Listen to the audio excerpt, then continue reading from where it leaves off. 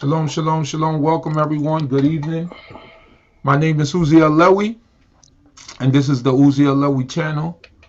We're here with none other than my brother, author, teacher, scholar, none other than my brother Zion Lexx, and he's fresh off of his sit down / debate with brother Garfield of the Dagger Squad.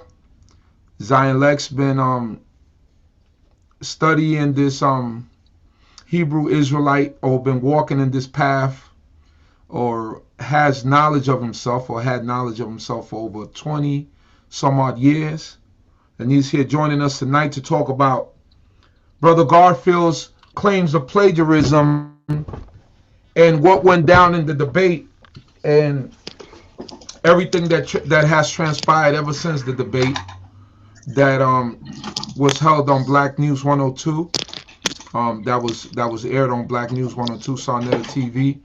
And we actually got to see Brother Zion Lexx defend his point very clearly, and actually he debunked any claims of plagiarism that was brought forth by Brother Garfield. So we're happy to have Brother Zion in the room, in the building. We're happy to have him here to expound. Hopefully we could get some other brothers on later to also expound on the actual what they thought about the debate, and what they thought about what transpired a couple of days back in the debate. So brother Zion, happy to have you in the building. I'm happy that you're here. um would you care to open up first and let the people know what's going on? Shalom, shalom, Chief Uziel. First thing I want to do is give all praise to the God of Abraham, Isaac, and Jacob, the creator of heaven and earth.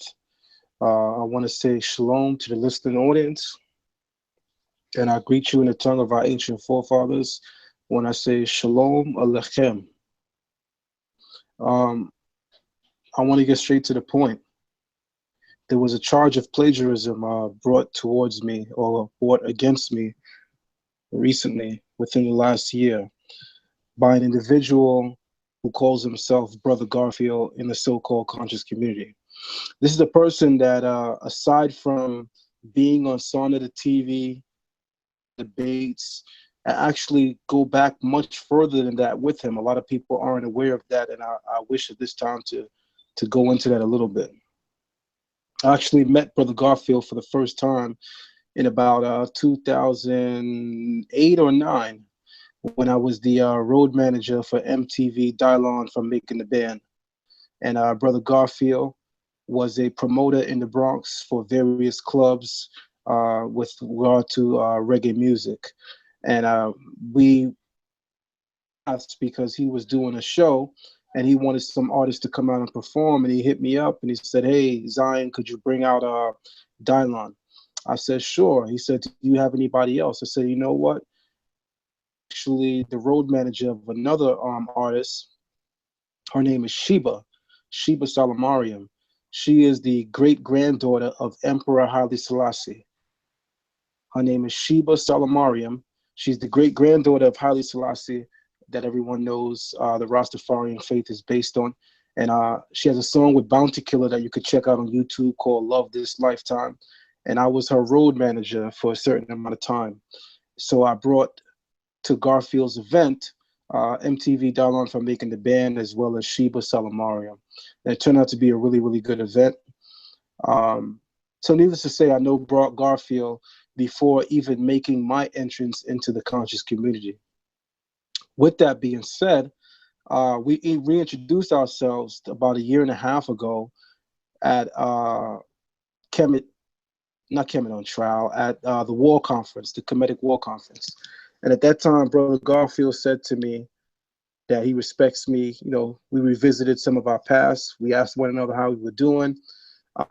We talked in brief, but he also shared with me at that time that although he has a lot of respect for me as a brother and as a friend, that he has to share with me the notion that he's against the Bible now.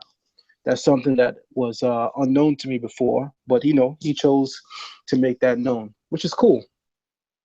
I actually have a lot of very close friends and even family members that don't accept the Bible at all. Uh, I have not stopped embracing those individuals because, as a person who's walked this Torah way of life for 24, going on 25 years, I know that we are a banner of truth and a beacon of light to those in darkness. And from my vantage point, anyone who makes a conscious decision to negate the Torah is walking in darkness. So I'll always be a beacon of light to someone walking in darkness. So needless to say, I always keep friends around that I know I can at some point possibly influence. After all, that's our job as Israel. So I had no problem with the brother saying that. He began to use our relationship in a very deceiving way, because he began to reach out to me via text message and check on me, see how I'm doing. And then he would ask me questions like, hey, what's your take on polite? And I'll, give him a little bit, and then he'd be like, "Oh, okay. I'm thinking of going up on Sonata one day. Would you like to go up there with me, and we could maybe talk about our difference?" And I said, "Sure." He called me back later and was like, "Nah, I can't do it."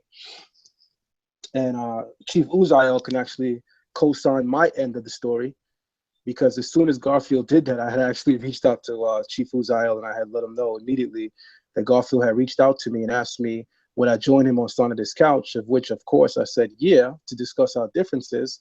But then the brother double backed around and said that it's not really for him sitting down with me. He said, although he feels strongly in defending his position, he just simply doesn't see himself being successful defending it against me because, in his own words, I'm a great debater. I'm great at spinning and twisting words, and I'm very clever. Something that he noted during our sit down several times to the people when he kept saying, Brother Zion Lex is a smart brother. He's very clever. You got to watch him. So this is the same sentiment that he began to initially share with me alone and then the public after. So essentially, Garfield used my relationship to gain his entrance in the conscious community, because at that time I called Sonata and told Sonata about Garfield. At that time, Sonata had never even heard who Garfield was. Sonata didn't know about him. I had spoke about Garfield, and Sonata said, "Oh, I think I know him," which in today's language means I don't know him, because when you know somebody, you know them. Certainly today, if you text Sonata, you call him and you ask him if I know Garfield, he's going to tell you, "Yeah, I know him." If he has to think about it, chances are he doesn't know him. Introduced to him basically through me. With that being said, a couple of months later, he began to question my character via a book that I wrote entitled Ancient Kemet on Trial. And he charged me with plagiarization. Now, that charge immediately threw me off, number one, because I had to say to myself, as a person who I know before all of this, what was your angle? Because in the school of thought that I come from, which is the school of Torah, we correct one another privately as brothers. The Torah is replete on the idea that you don't shame your brother. So if you feel your brother is doing something in error, or if you feel your brother is doing something consciously that's wrong, the first thing you do is you reach out to him privately to discuss that. That shows that you have a genuine intent on helping your brother. He never did that. He took the claim straight to YouTube, straight to Blog Talk, straight online, and began to slander me. Something that immediately let me, a guy who's semi-intelligent, know that he wasn't moving in a genuine spirit. Because again, the idea of correction is that it is first and foremost based on love.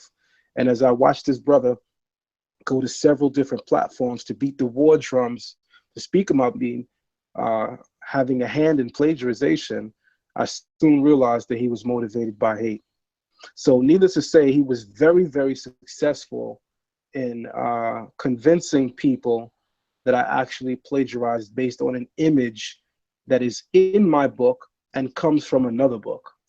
So much so was he successful that there were actually several Israelites in the community, prominent or known and unknown, popular or unpopular, that stopped messing with me slowly but surely as a result.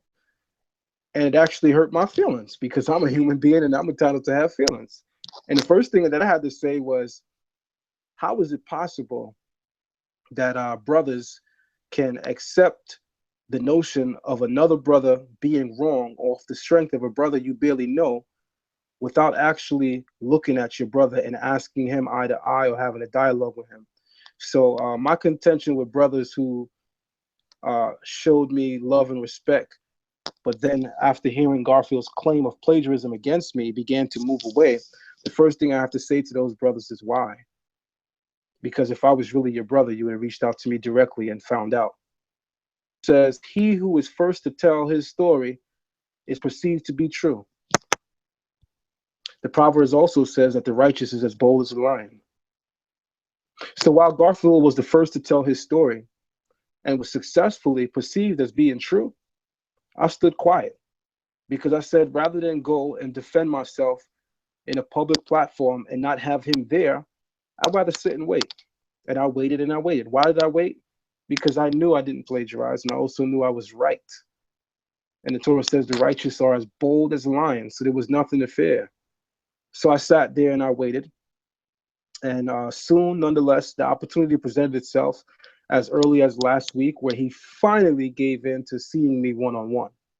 But before I even go into that, I just want to open up back the microphone and hand it back to Chief Uziel for him to share with the listening audience the dialogue that he had with Brother Garfield, where Brother Garfield essentially told him his claim against me, and Chief Uziel warned him as to why or why not he should be engaging me in a dialogue. So I'm going to open back up the mic to our brother, Chief Uziel. Hallelujah. Hallelujah. Okay. Everything that my brother Zion Lexx said was true. I just want to find the original conversation. What my contact with Brother Garfield came, and when I first saw him on Sarnetta's couch. Zion Lexx, mute your microphone real quick, briefly. Yes, doing so right now. Sorry. So I seen him on Sarnetta, and he was making a presentation. He was basically going at Brother Zion Lexx with his Brother Zion Lexx brings the the civilization talk and Sumeria talk. And he was basically attacking that. He had a whole PowerPoint presentation. I was looking at that, and he was trying to attack Rabbi Matthew and all these other people. And he had a PowerPoint presentation that basically was created by Amara Squad. And I believe at that point he was down with I forget the other group that he was down with. But basically that's what is it called? Team Osiris. Team Osiris. Okay. So then somehow this took a wild turn into making the claims that Brother Zion Lexx's book was plagiarized or was plagiarism. So once I saw that and I see how far I was going, and that he was going on this rampage, and like I told Brother Zion Lexx, Brother Zion Lexx began to do also certain things online, because at that point you understand, a man, you're hurt, and although the Torah tells us that not to be vengeful, is only Torah tells us not to be vengeful because it's in our nature to be vengeful. If someone does something to you, you go tit for tat. So once I began to see that it started getting more and more malicious, and I saw that it was almost getting out of hand, and then it got to the point where and I'm trying to find the text right now that I sent Brother Garfield, so that I came with sincerity, and everything that I did was in honesty, and not because Zion is my friend, or as some people might think, that because he's my friend I'm taking his side. I just want to show you the text that I sent Brother Garfield initially, when I seen that everything was getting out of hand, and it got to the point where Garfield blocked Zion Lexx. Me and Garfield had a discussion online on Facebook. He made his claims that brother Zion Lexx accused him of plagiarism. So then it got a little bit more personal when I seen that I was tagging Zion Lexx in certain things and he couldn't see them. And I said, well, why did you block him? You know, and I seen that this thing was a little bit more serious than what I thought. So this is what I wrote, Brother Garfield. Hey, Brother Garfield, I'm Uzi Alewi, brother, that you had the discussion on Friday night with about Zion Lexx's book. I understand that you're bothered by the whole video situation with Zion and the allegations of homosexuality in the lyrics. Now, I feel that it's only right for you and Zion to sit down and address those issues man to man and have a conversation like two grown adults in a room without shouting or cursing at each other. So my point at this end is, listen, both of y'all were friends at one point. Sit down in a room. You could clear the air.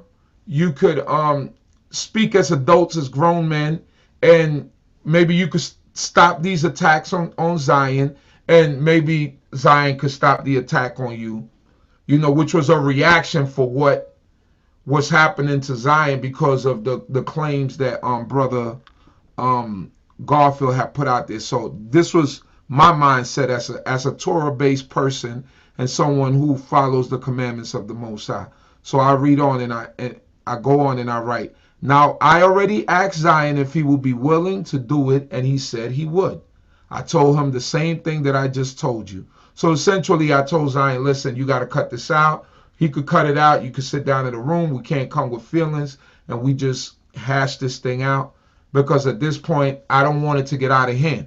Because I know where things go when feelings are involved, and things could get out of hand. And we're trying to keep a certain image of positive actions within the conscious community. Although we get hype, although we might yell and scream sometimes, but we're trying to keep it to where it goes to no point, where it doesn't escalate to another level. So this were my concern. I go on and I write, I didn't realize how serious this thing was between you and him until I asked him if he saw the dialogue between you and I on FB. And he told me that he couldn't see because you got him completely blocked on FB. This is Garfield having Zion Lexx blocked completely on Facebook. So anywhere where Garfield name is, Zion Lexx can't see it. I go on and I write, I told him that I tagged him during the dialogue. He still could not see. He still could not see him. That's when I realized how serious this thing had gone. So I'm being completely transparent with him, explaining to him the conversation that I had with Zion, and vice versa, explaining to Zion the conversation I had with Garfield. I go on and writing. Now, I think it's only right that you two sit down as men and discuss the situation about the video and about your claims of plagiarism about his book. I hope that you will get back to me and that you will want to solve these pressing issues. Have a blessed day, my brother. So this was behind the scenes and this was written on February 19th at 12:49 p.m. So this is the middle of the winter. So this is me reaching out to the brother, wanting him to have a discussion with the brother so that we could stop these assaults on each other. So Brother Garfield writes me, tell him I'm willing to give a live on Sarnetta right now. I'm ready to get on live willing to get on live on Sarnetta right now.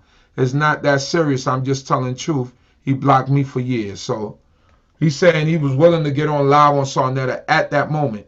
Now, my whole thing was to do it off camera so that we could resolve it and these attacks and these allegations could stop. Right? But he wants to go live on Sarnetta to do this whole thing. Okay, didn't know that he blocked you, right? This is what I wrote back. Okay, I didn't know that Zion had blocked him. I will let him know if he is willing to do it over the computer or he wants to do it live, right? So now Brother Garfield writes, only live, tell him call Sarnetta and set it up. Tell him have all his sources for his book so we can go chapter by chapter where he got the info from. So Garfield doesn't actually want to do it live. He wants to do it on a Google Hangout. He at this point he doesn't want to be face to face with Zion Lexx. So I write, you mean both of you at Sarnetta Studios? He writes, in person he can't claim he doesn't have it. On a Hangout he can't, right? Meaning in person Zion Lexx could claim he doesn't have the evidence, he doesn't have the books, he doesn't have this. But on Garfield is pushing for this Google Hangout where him and Zion are sitting in different places. Sarnetta's in a different place and they're presenting evidence through Google Hangout. So all right, let me see if he's available to go up there right now, okay? Hold tight. So he wrote, now Garfield writes, I said I'll do a Hangout live. He can't bring his sources. That's a pre-planned excuse if he sit in person. I will do a live Hangout and he shows all his sources. So he's pushing for this live Hangout. So I write, can we all jump on three-way and talk? Is that good with you? Right? This I'm still trying to do the behind the scenes. Let's squash this. Let's not let it go too far because, you know, at this point I'm thinking it's petty. He writes, nope. Done talking. He plays too many games and posts private conversations. I'm good. Just set it up with Sarnetta. He has to show his sources. Point blank, that's my only request. If I sit with him, the lies can't be exposed. He will talk his way out. So I write. So this is after I speak to Zion. And I'm being transparent here. You know, at this point, I'm trying to get two brothers to work it out. So now I write. He wants to do it live face to face. You guys are not in different states. So a hangout is not necessary. He says he has his sources and that he has no excuses. To say that if he sits with you, the lies won't be exposed makes no sense, honestly, because that's the only true way a judgment can come about with both parties being present. What you are requesting will be okay if you lived in different states, but both of you live in New York. So I'm telling them, Zion wants to sit face to face. I said your hangout your hangout way of doing it would have been okay if you lived in a different state, but since you both live in New York City, it only makes sense that you both come. He know he has to bring his sources. He can't make any excuse.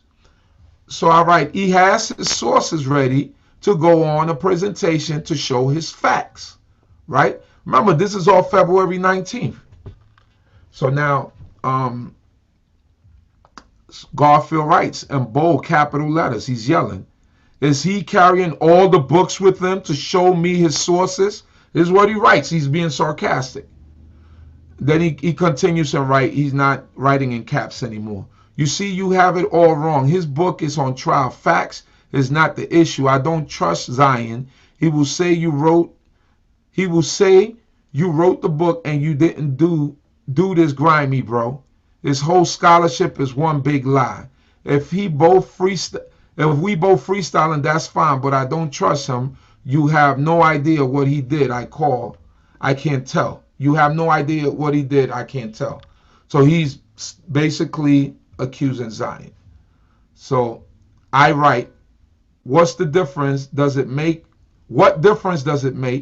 if he carries the books or has the name of the books and pages where people can find what he is speaking? No one has to walk around with 20 books if they have book, name, author, and page. What you are requesting is not logical. Then he writes, Hebrews are flooding my inbox. His friends, after watching my video, still can't believe what he did. Right? So then at that point, he tells me to call him, and me and him get on the phone. We speak. He tries to convince me that it's plagiarism. At this point, I warn him, I don't think you know the difference. I gave him kind of like a hint, and I don't know if he caught it at that point, because Zion had already showed me his point. But I'm trying to, at that point, I'm trying to make two brothers just come to an understanding. But he was so stubborn-headed and gun-ho to do this and continue, I guess the slander on the book, that he couldn't see any other way. So I'm trying to, when I got on the horn with him, I told him, I said, brother, it's not logical for you to do this. I don't think, I don't think you really have, he told me I don't have a understanding of what plagiarism is. I said, I know the difference. I said, I know what plagiarism is. So he did the same thing to me. He went to, I believe, to chapter 1 of the book and read me a portion of the book. I don't know where I put the book. I don't have it by me. Where it talked about forgot the parts of Sumeria that were aquatic civilization and so forth and so on. And I told him, I said, Brother Garfield, I said those are known facts. Those are things that are in every history book of world civilization. I said, you can't say that he plagiarized that. I said, because this is a known world fact. This is what's in the history books of the world. I say he's just expounding on that.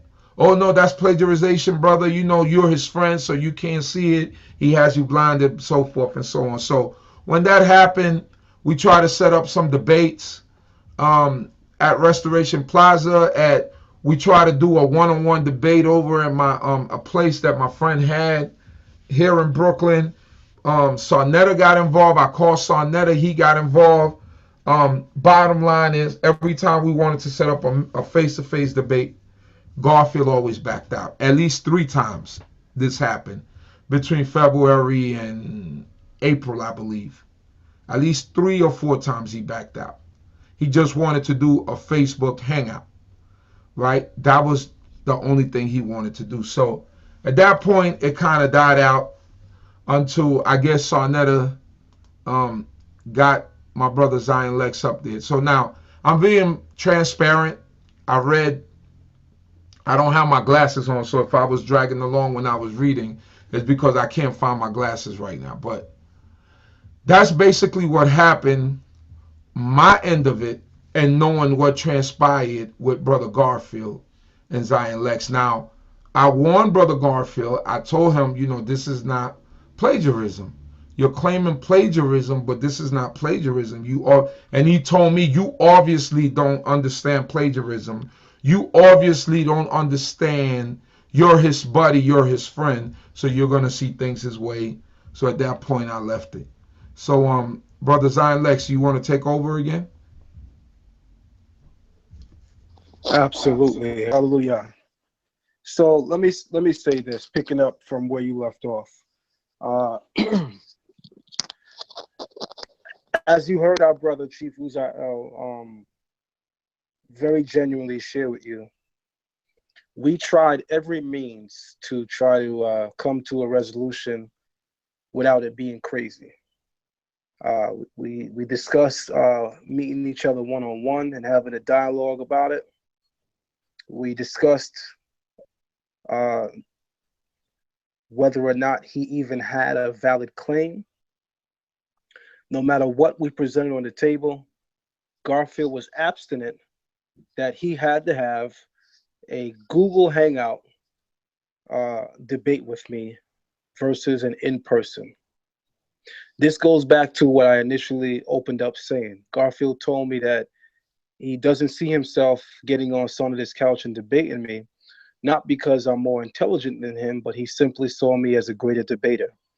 And he said, people like you, Zion Lexx, you have the ability to twist words and use language to distort meaning. And, I'm just not that skilled within that scope of having a dialogue.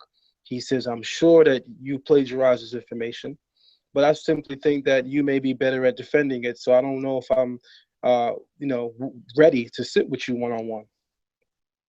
But I said to him, but, for me, it's disingenuous to have this with you online via Google Hangout. Number one, we are grown men with a simple difference of opinion, different views. Grown men should be able to face one another eye to eye as men when we have a difference. That is at least how I was raised. I was raised that my father told me, when you have an issue with a man, you look that man in his eye and you tell that man your issue. You don't go to anyone else. You don't talk behind his back. You sit down or stand up with that man and you look him in his eye and you tell him exactly how you feel. Not because of any machismo, but because of something that is missing in our community. And it's called genuine character. Being able to look someone in the eye and tell them that you disagree with them doesn't show pride or arrogance. It shows good character. Would you rather me talk about you behind your back, or would you rather me tell you to your face why I disagree with something you said or have done? So I live by that rule. If I have an issue with someone, I tell them. There's never going to be a middleman. I'm going to tell you. People who really know me that are watching will tell you that too. I'm going to tell you. There's never going to be a middleman. I'm going to tell you. And this is in our Torah. Our Torah tells us to seek out the individual that you have an issue with. You know, look for your brother. Go out of your way to interact with your brother. You can't harbor hate for your brother in your heart. The Torah tells us that. So if I can't harbor hate for my brother, how am I going to interact with him if I know I'm feeling hate? That means we got to resolve it. And the only way we can resolve it is to sit down face to face. So needless to say, Garfield was planning on going on Google Hangout and doing exactly what everyone saw him do 2 nights ago, which is basically utilize Google the entire time, which would have gave him an edge. People have seen several debates with me, and I'm always off the top of the head. I may have a PowerPoint sometimes, but for the most part, it's off the head because we've been doing this for so long because we actually live this. This is the difference between the Hebrew community and many communities throughout the world. Because we live this information that we speak, it becomes ingrained within you. So I don't need a PowerPoint presentation to demonstrate something that I'm living daily. This community that seeks to, beguile and speak in a very deceptive way about us, they actually need, put emphasis on the term need, they need a PowerPoint to digress and have difference of opinion because they're not living the information that they're speaking. But because we live the information that we speak, we're able to, deal with people face to face. So needless to say, let me state this point for the record. I forced my hand with my brother Chief Uziel in saying to him that I really, really don't want an online discussion with Brother Garfield.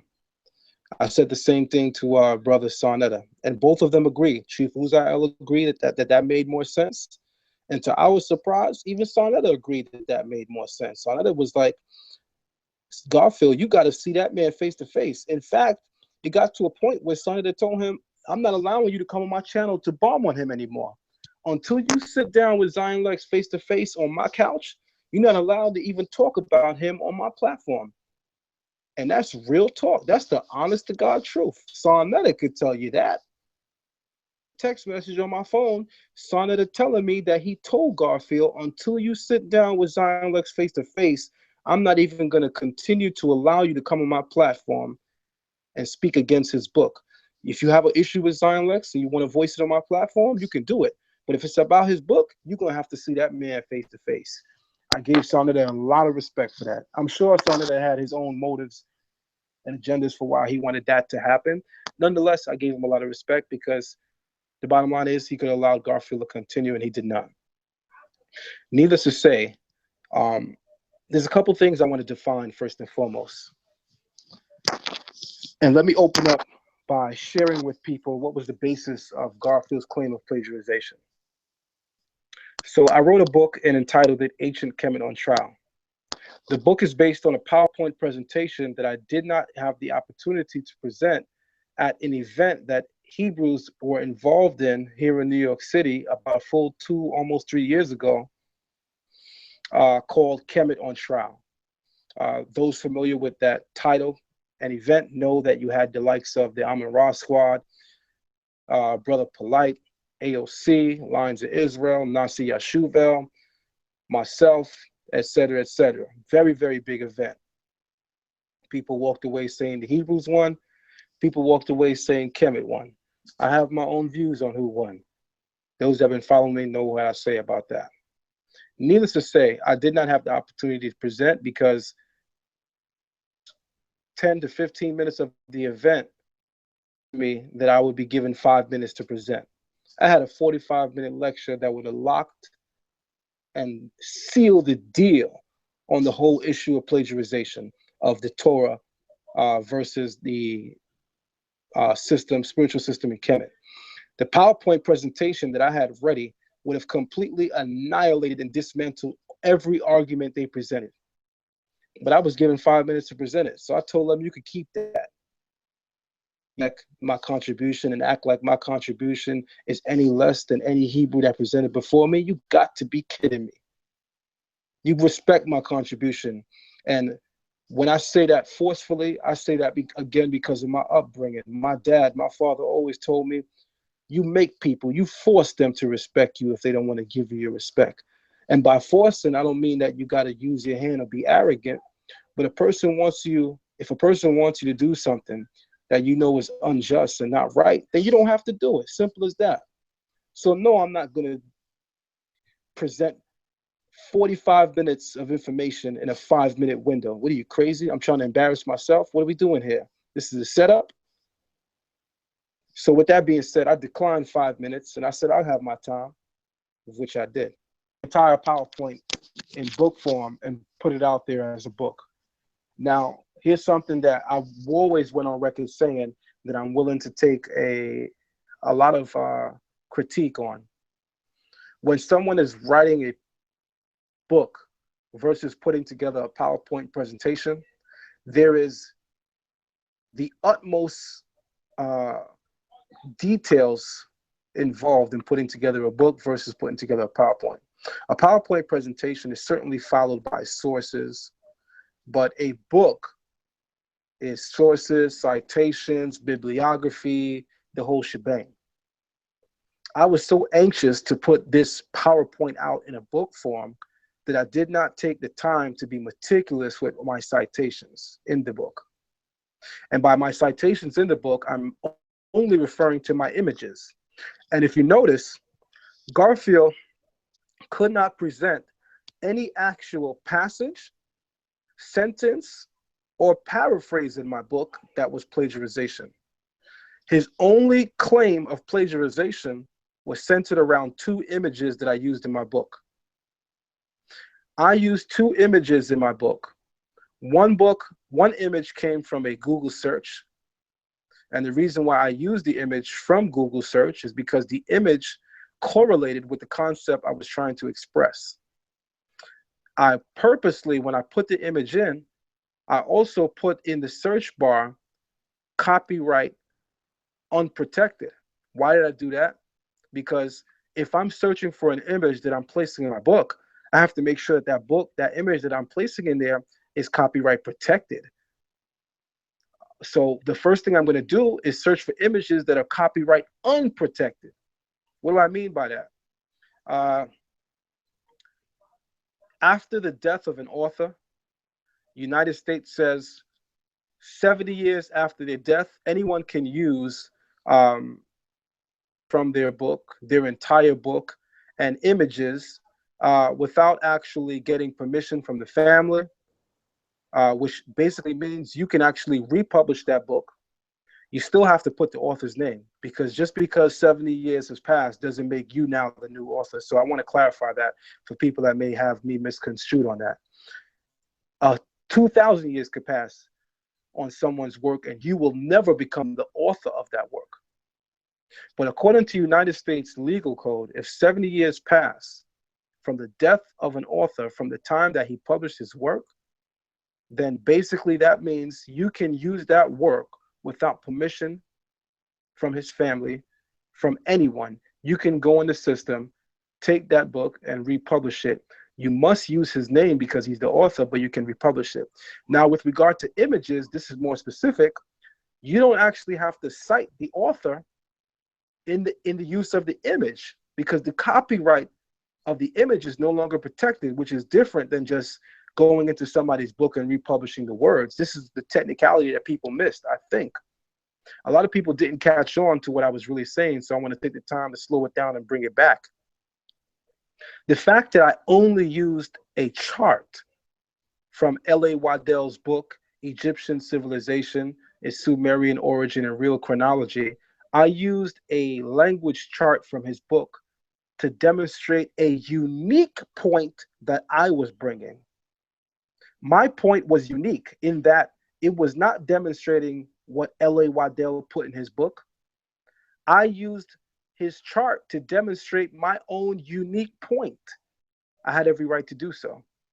The chart that I use is from his book, which is no longer copyright protected, which means that as soon as a book passes the time frame from being copyright protected, it automatically enters what the legal code calls public domain, i.e. free use. All you have to do when you're looking for images to submit in a PowerPoint presentation without permission or without any legality, or if you're looking for images to present in your book, because many of us are not skilled artisans. I certainly don't know how to draw. So I'm in need of images as an author when I'm writing my book. And I may not have someone handy who's able to draw images or put together diagrams for me. So I'm at the mercy of the internet. So the onus is on me now that when I'm searching the internet for graphic arts, I have to ensure that I'm getting them that are no longer copyright protected, which I surely did. This was the major and fatal blow that unraveled Garfield's entire point. His entire point was that Zion Lex took the chart from L.A. Waddell's book and did not cite L.A. Waddell as the author of said chart. Therefore, Zion Lex is a plagiarizer. Therefore, Zion Lex plagiarized the book. Therefore, Zion Lex is ultimately guilty of plagiarization. That may sound good to someone who is not academically astute, but because I had the opportunity to go through some of the higher academies in New York City, such as John Jay and Touro College, and I began to learn certain basic things about how to put together a paper. I knew and understood fully what the copyright laws entailed, understood fully what the plagiarization versus copyright infringement laws entailed. Garfield's claim wasn't even an accurate claim. Garfield's claim should have been copyright infringement because I was not stealing any of L.A. Waddell's words. I was not taking his words and either paraphrasing it, quoting it verbatim, etc. I only used an image from his book, which was no longer copyright protected. So what Garfield should have done was he should have first defined the legal terminology. He should have first realized that Zion Lex could not be guilty of plagiarization because he did not take any literary work, i.e. words, speech from L.A. Waddell, twist them, and then put his name on it and say it's him. Zion Lex took a chart, a pictographic chart, which now makes it copyright infringement. So that is the claim that he was actually supposed to pursue. So that was the beginning check. That was the opening round check in my book. As soon as I saw and watched him present on several platforms, I started taking a mental note of all the mistakes and errors that he was making that would ultimately be fatal errors that would decompose his entire argument. His argument should have been copyright infringement, which at the end of the day still wasn't a valid argument, but it was better than saying plagiarization because I was not taking words. I used an image. An image is more so in a legal court reserved for copyright infringement. There are very few cases where an actual image is called plagiarization. And with that being said, let me take the time to define plagiarization legally.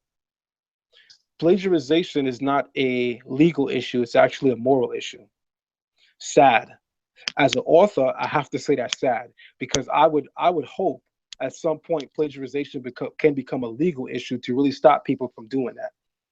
But sadly to say, plagiarization in the United States is not a legal issue. It's just a moral and ethic issue. You could never actually take someone to court for plagiarization.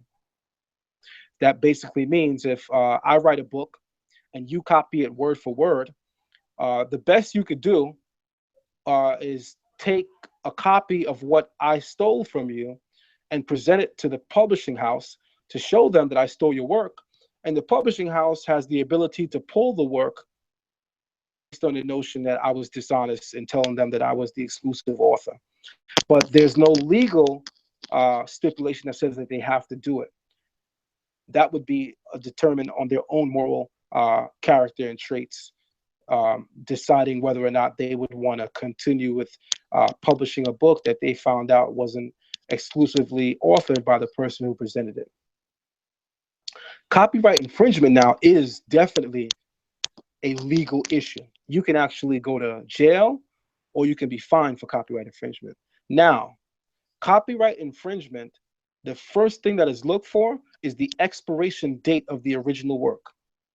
L.A. Waddell wrote and published this work in 1935.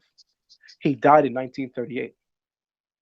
Copyright law says after the date that he published it, which is 1935, he's allowed a 70-year copyrighted protection period where no one can republish his work without his permission or use his images without citing him. Now, because he died in 1938, the law also says this. If someone published a work, let's say, for example, in 1921, but that person dies in 1927, they're going to give that person an extra time period because they're going to say, you know what? Decided that from the date of your publication plus 70 years is the copyright period. We're going to go based on your death. So here's what they do. Whichever time period is longer is the time period they use. So if you publish a book in 1921, but you die in 1928, they start counting from 1928 to give you more credit. And this helps because let's say this happens a lot too. A person dies in 1921, right? You die in 1921, but your family publishes your work in 1931. They're going to go by the 1928 date, or whatever date was longer, which would be in your favor. So needless to say, those laws are in place in favor of the author to really give them the ability to hold on to their to rights of their work for the longest period that they could possibly do it according to the legal letter of the law. With that being said, seeing that the author of this book, L.A. Waddell, 1935, he died in 1938. 1938 is the time of reckoning, the time that we begin with.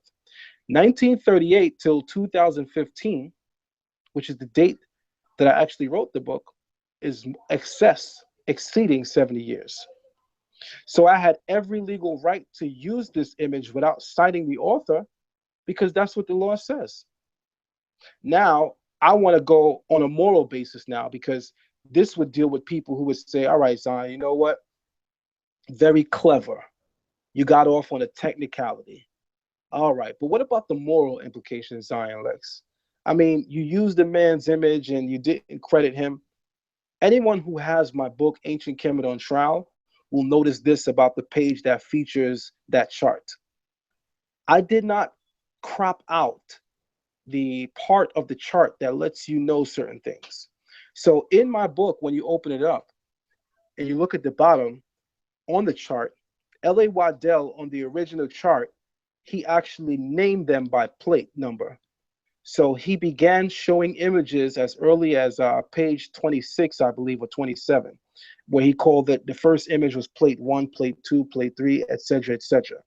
When you get down to the chart, you're looking at plate numbers 15, 16, 17, and 18. All of the plate numbers are there. There's right there. I present all of the plate numbers. So what I'm actually doing for the audience, those who would be looking at my book, is I'm giving them the opportunity to be transparent with them. Cropped out the part that showed that the plate number was there, because that would mean that Zion Lex is not the author. That would mean that Zion Lex definitely got this book from somebody who used multiple plates or multiple images, because at the bottom of the image that Zion Lex has in his book, it gives you a plate number and it says plate 16, 17, and 18, which means there's several plates missing, which means this is the only picture in Zion Lex's book with a plate number. That lets you know that Zion Lex definitely didn't take the picture on his own. So here's what I will say. In retrospect, I take full responsibility in saying I could have certainly done a better job, morally speaking, in citing L.A. Waddell. Certainly. But this is the second book I ever published. This is also a book that was originally set up to be a PowerPoint presentation. So my apologies if I did not do this as meticulous as people know me to be. I was anxious to get the book out. The book content is so powerful that the only thing that they could do to discredit it was to discredit me. This is the bigger picture that everyone else is losing, is missing. Instead of dealing with the actual information in the book, which was the right thing to do, Garfield took the easy way out and said it's a plagiarized book, and he used that as a way to veil or dismiss dealing with the book, the information I presented. Where are the people that are actually going to actually come out information I presented in the book? Because that is scholarship. That is intellectual greatness. That shows an intellectual combatant. If you felt that the information in my book was not rock solid, why not defend that?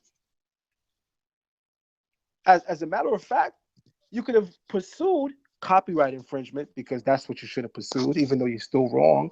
But clearly, that would be the thing to pursue, because we're talking about the use of an image. So you should have pursued that. You did pursue it, but you also should have did a follow-up to say, you know what? And on top of that, we're going to go chapter through chapter and show you how everything Zion Lex presented in this book that he took from is wrong. So here's what I want people to walk away understanding. If I made a mistake, which I'm on record telling you I did, was my error was in poor citation. And I'm beating up on myself hard because that's what you're supposed to do. Nobody is supposed to critique you harder than you critique yourself. In all reality, my book was not poorly cited, because the only issue in my book are the two images that Garfield presented. And those are the images that I didn't give proper citation. But those are also images that are no longer copyright protected, which means legally I didn't even have to. But I'm beating myself up in this moment. And as I spoke and sat down with Garfield and said transparently before the people, I'll accept poor citation. I have no problem accepting that, because again, nobody should be a bigger critique of you than yourself, which means that people may be able to point out your wrongs, but if you can't look yourself in the eye, look yourself in the mirror, and be able to, because I mean, at the end of the day, you have to think about this. No one knows you more than you know yourself. So how could someone from the outside be a better critique of me than me? Which ultimately means you have to be harder on yourself than people are harder on you. With that being said, I gave myself the charge of poor citation, even though in all reality, that book is actually not poorly cited. Garfield was unable to go into any chapter of the book to show plagiarization. The only thing that he was able to do was hone in on two images, which are actually unprotected. The copyrights to them don't exist. They're no longer protected, so I had every legal right. With that being said, people, we're going to open up the lines for people to call in with questions. to give your take on what you observe. Even if you have any critique for me, I would love for people to call in, chime in, and share some of your views. Brother Chief Uzael is going to present a. Let me ask, by the way, because I just want to make sure I have the permission. Brother Chief Uzael, is it okay to open up the lines for people to call in? Absolutely. The number is 347-622-9090. 347-622-9090. Okay. And for those who are in our group, what I also want to do is Chief Uzael is going to be sending out a Google Hangout link for people who would like to join in and actually be heard without the use of a telephone, like I'm being heard right now. If you're on the panel and you're watching right now and you like to join in on the Google Hangout, send a message quick, openly on the live chat so that we can see, and we can open that up for you so that you can engage. I want to explain to the people in the interim of those calling in and those hoping to join in live with us. While that's occurring, while people are trying to join in, I want to use that time to say this. The implications of slandering your brother is a very, very dangerous thing to yourself. I've been sharing a series of thoughts all day within the last 24 hours, right? One of the things that I shared that I want to impress upon our audience is this: never be driven by hate, so much so that you turn a blind eye to the truth. Allow me to say that again. Never allow yourself to be driven by hate, so much so that you turn a blind eye to the truth. You see, Brother Garfield was driven by so much hate for me, for Hebrews, for what we represent, that instead of actually genuinely taking the time out to study his claim and my book thoroughly, he chose hate. He was motivated by hate. Whenever you're motivated by hate, you immediately become blind to the truth. And that's what happened with him. He was so blind to the most obvious truths. All he had to do to put a stamp on the idea of copyright infringement, and or if he thinks I actually plagiarized, was to check the copyright date of the material. Being that the material's copyright date has long since expired, all of his claims are null and void. But mind you, because the Torah teaches us great character, I didn't even allow that. Even though legally speaking, there's nothing I have to answer to, morally speaking, I stood before an audience of 1,000 plus people on Son of the TV, and I said, you know what? I'll accept the charge of poor citation. I have no problem accepting that because I don't have an ego, contrary to popular opinion. When I'm wrong, I'm wrong. People that know me first to tell you that my shit stink. Sometimes I gotta open the window as I'm driving to get myself out of it to get some fresh air. I'm not perfect. None of us are. But you know what I have? That's a very good thing to have. It's called the ability to self-reflect, to identify with the things that are not right about you so that you can become corrected, you can become edified. I may speak very confidently, very passionately, and at times even boastfully and proud, but I want you to understand that at my core shell, I'm a very humble man. And with that being said, hopefully we can have some people call in, and I'm going to open back up the mic to our brother Chief Uzael so that he can share his thoughts as well. Shalom, shalom. Very well said, my brother. I just want to tell you a couple of things. Don't beat yourself up for poor citation.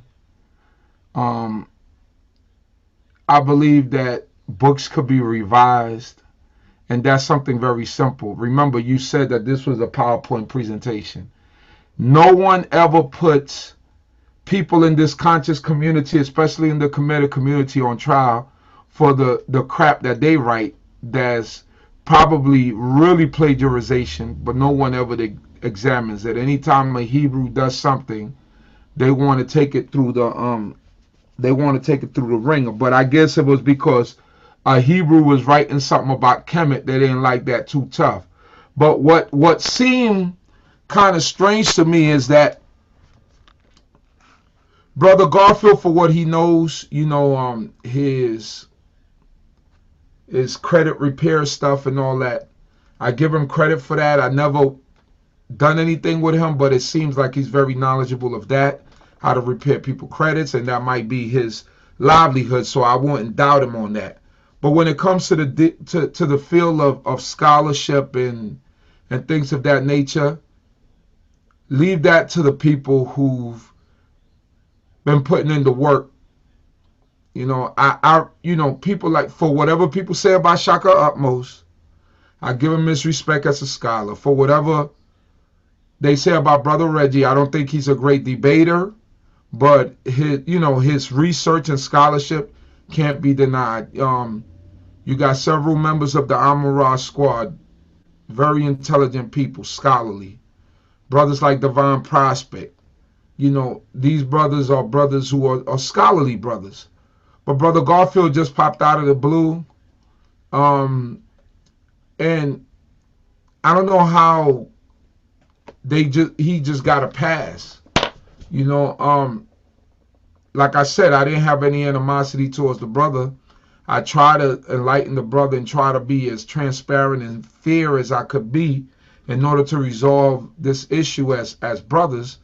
But he continued to want to go on platforms and do what he did, and this was the result of it.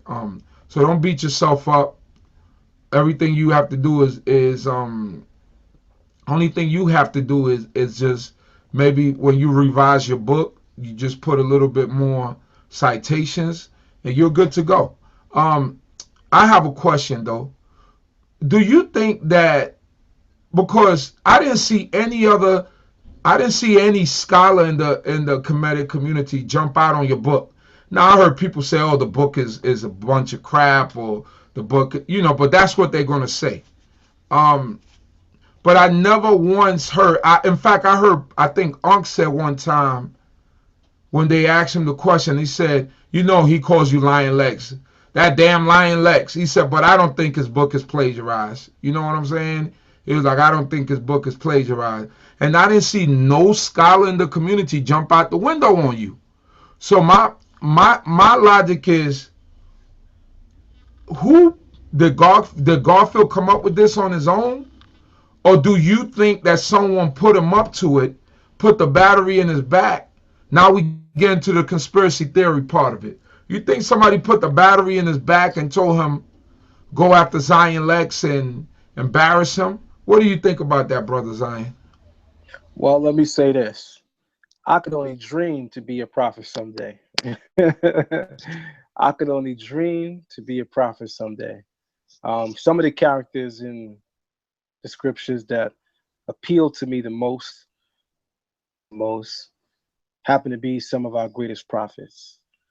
One of them is Daniel. Moved by the prophecies in the book of Daniel that there was a point in my life where I wanted to rename myself Daniel. There's a point in my life where I even said that I was going to call my firstborn son Daniel. I really love the prophet Daniel. In fact, as the time presents itself, God willing, I would love to come back on your platform one day to go through the prophecies of Daniel, the 7th, 8th, 9th, 11th, and 12th chapters to really go into it. With that being said, man, listen, do I know for a fact that Garfield was put up to this? No. But I'm going to give you what's fair to give on this, and I'm going to call that conjecture. To me, he had to be put up to do this. To me, Garfield was a sacrificial lamb. Excuse my language when I say that Nobody in the so-called conscious community had the balls, or what's another way I could have put that. Let me rephrase my words. Sometimes I'm a little too blunt and I'm a little too raw. My apologies. But no one in the conscious community had the testicular fortitude. There we go. To jump out and call my book plagiarization. The only person to do it was Garfield.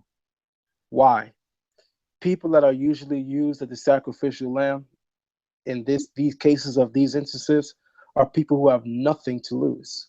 Garfield was never conceived of or perceived of as a real genuine scholar.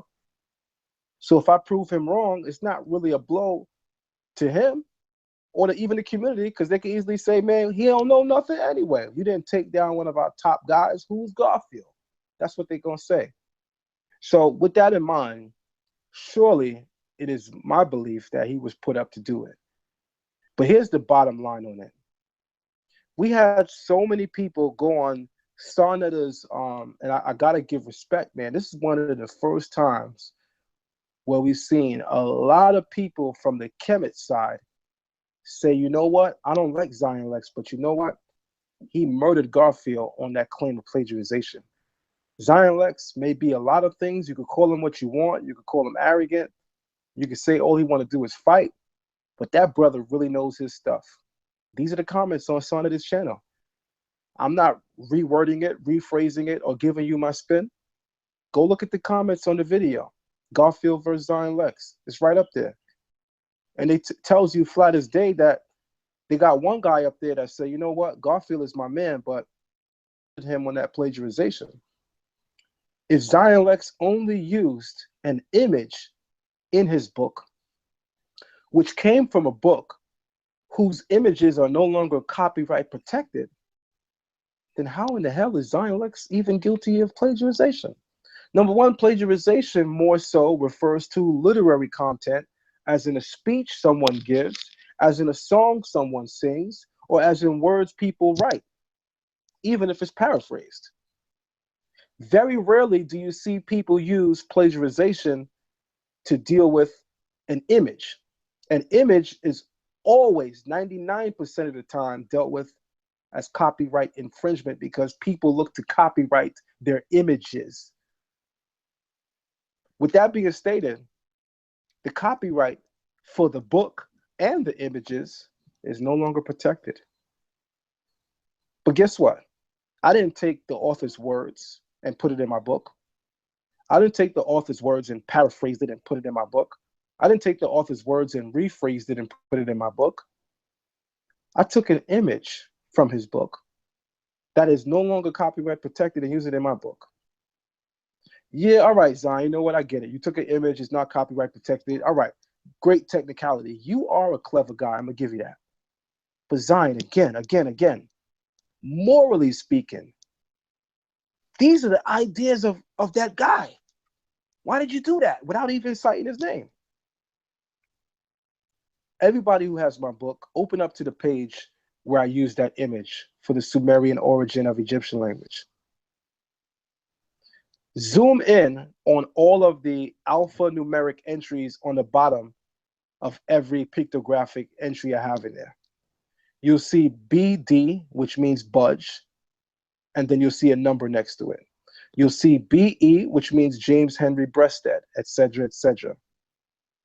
L.A. Waddell is not the owner, author, or originator of that chart that he has in his book. The chart that he has in his book is from the ideas of 10 to 12 authors that are long before him. So the work is not even his work. He's doing the same thing I did. So come on, people. If you wanted to take me down, your best bet was to deal with the information in the actual book. At the end of the day, people would have gave you more credit. But to go around town and call me a plagiarizer, somebody who's known to be not just a speaker, but a very skillful writer. In fact, I could tell you right now, and people who know me know I always say this, I'm a far better writer than I am a speaker. So if you think I speak good, I implore you to go read a book that I wrote. I guarantee you my books will leave a deeper impression on you than any speech you ever heard me give. Because a speech is always spoken in real time. You don't have a chance to go back and alternate words and be clear. So if you stuttering, you're gonna stutter. If you mess up a word, you messing up. But when you're writing,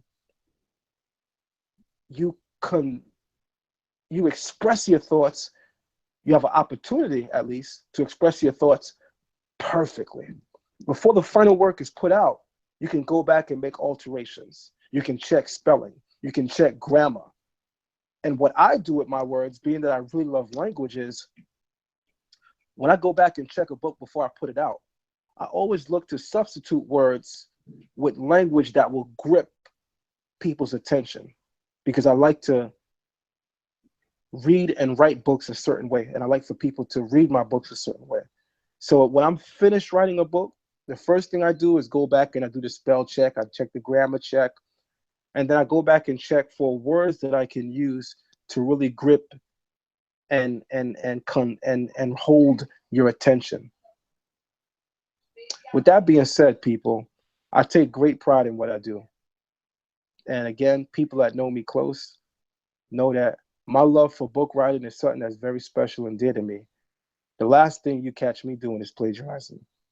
So one thing I'm going to say is, hallelujah, I thank the Almighty God that I had the ability to walk into that setup. Because remember, I didn't know I was going to Sonetta and Garfield was going to be there. I got told 5 minutes after I arrived in Harlem, where, but I was still prepared because I'm intelligent. With that being said, I thank God that I was able to successfully defend my book against his claim of plagiarization.